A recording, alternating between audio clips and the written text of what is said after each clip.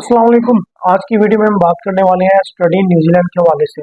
जैसे कि आप सबको पता है कि ऑस्ट्रेलिया के अंदर वीज़ा रेशो काफ़ी बुरी चल रही है, तो हम लोगों ने न्यूजीलैंड के अंदर भी वर्क स्टार्ट कर दी है। तो वो क्लाइंट जो कि न्यूजीलैंड के अंदर इंटरेस्टेड है, वो काइंडली इस वीडियो को लाजमी पूरा देख लीजिएगा। आप लोग वीडियो पूरी देखते नहीं, हमने ए टू जी सारी इन्फॉर्मेशन वीडियोज़ के अंदर बताई होती हैं, लेकिन आप लोग डायरेक्ट जो है ना कॉन्टैक्ट करने लग जाते हैं। तो वीडियो पूरी देखिएगा, इसमें आपके साथ ए टू जी सारी डिटेल शेयर की जाएगी कि आपको रिक्वायरमेंट्स यहाँ पे क्या चाहिए, आपको बजट कितना चाहिए, इसके अलावा आपको यहाँ पे बैंक स्टेटमेंट वगैरह कितनी चाहिए और गैप वगैरह भी कितना एक्सेप्टेबल है। तो चलते हैं टू द पॉइंट। अब देखिए, बैचलर्स के अंदर अगर आप एडमिशन करवाना चाहते हैं न्यूजीलैंड में यूनिवर्सिटी के अंदर, तो इधर ऑस्ट्रेलिया से थोड़ा सा सिनेरियो डिफरेंट है। आपको यहाँ पे 13 ईयर्स ऑफ एजुकेशन चाहिए होती है। इट मीन्स कि आपने अगर इंटर किया है तो आपका एक साल पाकिस्तान की किसी यूनिवर्सिटी के अंदर भी होना चाहिए कि आपने एक साल यहाँ पे पढ़ा है, कोई 2 सेमेस्टर आपने यहाँ पे किए हैं, देन ही आप न्यूजीलैंड के अंदर यूनिवर्सिटीज के अंदर एडमिशन ले सकते हैं। लेकिन कॉलेजेस में ऐसा नहीं है। कॉलेजेस के अंदर आप विदाउट एनी एक साल आपने यहाँ पे किया हो, आप डायरेक्ट ही समझ लें इंटर किया, आप डायरेक्ट यहाँ पे एडमिशन ले सकते हैं। यूनिवर्सिटी के अंदर आपके 13 ईयर्स ऑफ एजुकेशन चाहिए, जबकि कॉलेजेस के अंदर आपको सिर्फ 12th की चाहिए होगी। अब बैचलर्स की रिक्वायरमेंट क्या है, चाहे वो यूनिवर्सिटी है या फिर इसके अलावा कॉलेज है। देखिए, आपके सबसे पहले अगर यूनिवर्सिटी के अंदर आप एडमिशन करवा रहे हैं, तो मैंने आपको जैसे पहले कहा कि आपके 13 ईयर्स ऑफ एजुकेशन चाहिए, आपका एक साल पाकिस्तान के अंदर किसी यूनिवर्सिटी के अंदर भी आपने पढ़ा होना चाहिए, देन ही आप एलिजिबल होंगे यूनिवर्सिटी के लिए न्यूजीलैंड के अंदर। तो यूनिवर्सिटी के अंदर जो पासिंग मार्क्स आपको चाहिए होंगे, वो आपको चाहिए तकरीबन 75 to 85%। और आइल्स की अगर हम बात कर लें तो 6.0, नॉट लेस देन 5.5। इसके अलावा अगर हम पीटी की बात करें तो पीटी के अंदर जो आपको है ना 50 ओवरऑल और नॉट लेस देन 43 आपको ये रिक्वायर्ड होंगे बैचलर्स के लिए। अब हम मास्टर्स की बात कर लें यूनिवर्सिटीज़ के अंदर, तो मास्टर्स के लिए आपको देखिए मिनिमम भी जो सीजीपी है तकरीबन 2.5 आपका सीजीपी होना चाहिए। और इसके अलावा आइल्स की अगर हम बात कर लें तो आइल्स में आपको 6.5, नॉट लेस देन 5.5। और कुछ यूनिवर्सिटीज ऐसी भी हैं जिसमें 6.5 नॉट लेस देन 6 भी आपसे रिक्वायर करती हैं। अब पीटी की अगर बात कर लें तो पीटी में मास्टर्स के लिए आपको यूनिवर्सिटीज के लिए 58 overall, not less than 15 any module चाहिए होगा। अब हम बजट की बात कर लेते हैं यूनिवर्सिटीज के अंदर। देखें, इनकी यूनिवर्सिटीज कुछ जो है ना ऑस्ट्रेलिया से कॉस्टली हैं और कुछ यूनिवर्सिटीज इनकी ऑस्ट्रेलिया से चीप भी हैं।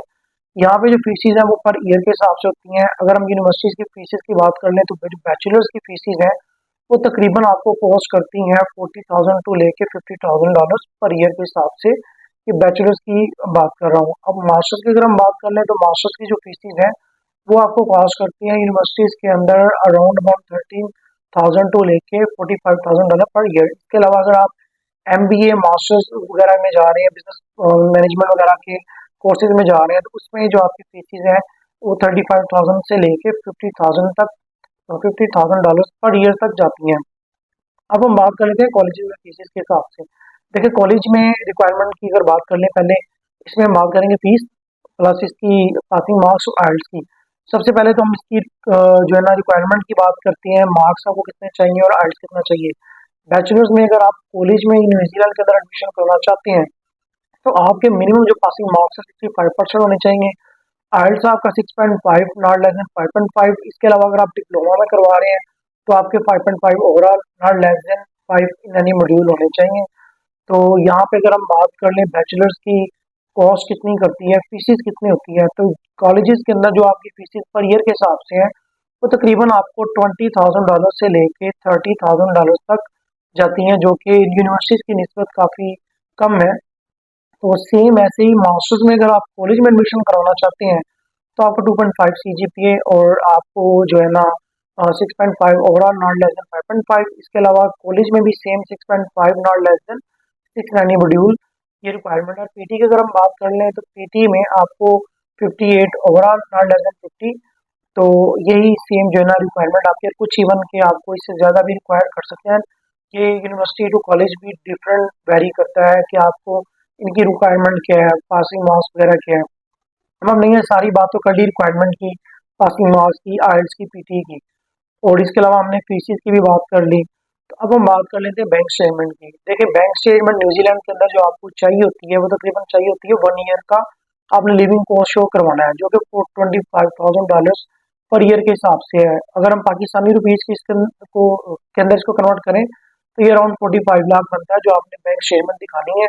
यहाँ पे बैंक स्टेटमेंट आपकी ओल्ड चाहिए होती है, मिनिमम भी 6 मंथ ओल्ड होनी चाहिए, लेकिन 3 मंथ तक भी चल जाती है। लेकिन जो हम प्रेफर करते हैं वो यही है कि आपकी जो बैंक स्टेटमेंट है 6 मंथ तक हो तो ज़्यादा वैलिड है। अब इधर सबसे ज़्यादा बेनिफिट क्या है, देखिए न्यूजीलैंड के अंदर ऑस्ट्रेलिया की तरह नहीं है, इधर ऐसा है कि आप लोग विदाउट फीस अपना वीज़ा फाइल कर सकते हैं। अब मैं आपको समझा देता हूँ। फॉर एग्जांपल आपने ऑपरेटर के लिए अप्लाई किया, आपको ऑपरेटर मिल गया, आप अपना वीज़ा फाइल कर सकते हैं। अब आपका जैसे ही वीज़ा फाइल होगा और आपका केस वीज़ा ऑफिसर ओपन करेगा, अगर आपको वो वीज़ा देना चाहता है देन आपसे वो रिक्वेस्ट करेगा कि प्लीज़ अपनी फीस सबमिट करें कॉलेज या यूनिवर्सिटी के अंदर, हमें अपनी फीस की रसीद वो सेंड करें, देन हम आपके आगे आगे जो वीज़ा प्रोसेस करें। अब 90% चांसेस होते हैं अगर आपको ये इमिग्रेशन ऑफिसर की तरफ से आती है ईमेल कि अपनी फीस सबमिट करवाएं, इट मीन्स 90% चांस है आपका वीज़ा लग जाएगा। तो ये आप ये भी कह सकते हैं कि आपको वीज़ा आने के बाद ही फीस पे करनी है, एक तरह से ये कह सकते हैं, लेकिन 100% ऐसा नहीं होता। आपका केस जैसे ही एम्बेसी में लगता है, वीज़ा ऑफिसर केस ओपन करता है, देन वो आपको ईमेल करता है कि आप अपनी फीस सबमिट कर दें। तो इट मीन्स अगर आपको ये मेल आती है तो 90% चांस है आपका वीज़ा लग जाएगा। देन आप फीस पे करते हैं, आप उनको रिसीव सेंड करते हैं, उसके बाद आपका वीज़ा लग जाता है और आप यहाँ से अप्लाई कर सकते हैं। अब मोस्ट इम्पोर्टेंट बात देखें, बैंक स्टेटमेंट जैसे मैंने आपको बोला कि $25,000 पर ईयर के हिसाब से लिविंग कॉस्ट आपने शो करवानी है, लेकिन क्योंकि यहाँ पे आपने फीस पहले सबमिट नहीं करवाई होती, तो जब आप अपना वीज़ा फाइल करेंगे तो आपने अपनी जो वीज़ा या आपकी जो बैंक स्टेटमेंट है उसमें आपने अपना 1 ईयर की जो कॉस्ट है आपकी कॉलेज या यूनिवर्सिटी के अंदर, फॉर एग्जांपल आपकी कॉलेज में जो फीस है आपके कोर्स की वो $25,000 है। आपने $25,000 आपकी जो 1 साल की फीस वो प्लस $25,000 जो आपका 1 साल का लिविंग कॉस्ट है, ये टोटल आपका हो गया 50,000। तो जब आप वीज़ा फाइल करोगे तो आपने $50,000 बैंक स्टेटमेंट में शो करवाना है, क्योंकि आपने फीस जमा नहीं करवाई। तो इस तरह टोटल अगर करें तो 80 टू 90 लाख, तकरीबन 8 to 9 मिलियन जो है ना आपको बैंक स्टेटमेंट शो करवानी पड़ेगी जब आप अपना वीज़ा फाइल करने लगेंगे, क्योंकि आपने देखें विदाउट फीस सबमिट करवाया, आपने जब केस डालना है तो आपने वीज़ा ऑफिसर को दिखाना है कि मेरे पास 1 साल की बैंक जो है ना अपनी फीस प्लस 1 साल की लिविंग कॉस्ट भी पड़ी है। इसके अलावा आपने जो अपना आपके आने जाने का खर्चा है, आपकी टिकट वगैरह है, तो $2,000 आपने वो भी शो कर देना है। तो अराउंड आपको 8 to 9 मिलियन टोटल आपको बैंक स्टेटमेंट दिखानी होगी, जो कि मिनिमम भी 3 मंथ ओल्ड होनी चाहिए।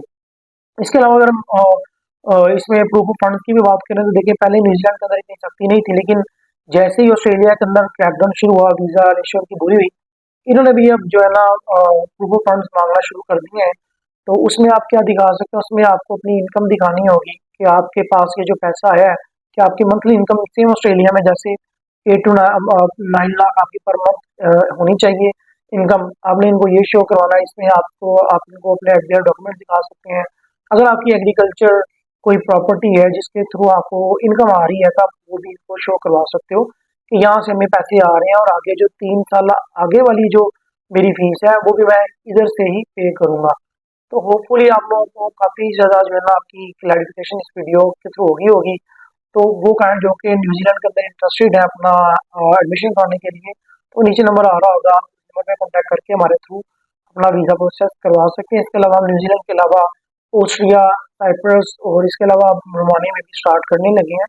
तो जो भी कैंडिडेट इंटरेस्टेड है वो नीचे नंबर पे कॉन्टैक्ट करके हमारे से अपना वीज़ा प्रोसेस करवा सकते हैं। एक और चीज़ मैं यहाँ पे बताना भूल गया कि यहाँ पे 2 मेन इनटेक होती हैं, एक फरवरी इनटेक और जुलाई इनटेक। अभी जुलाई इनटेक है, इसके अलावा कुछ कॉलेजेस और यूनिवर्सिटीज़ नवंबर इनटेक भी ऑफर कर रही हैं। तो जुलाई इनटेक जैसे आपको पता है आगे सिर्फ 3 मंथ्स रह गए हैं, तो आपके पास टाइम कम है। तो जो भी क्लाइंट इंटरेस्टेड है वो एज सुन एज पॉसिबल अपना केस सबमिट करें और न्यूजीलैंड के लिए जो है ना अपनी तैयारी करें। Thank you.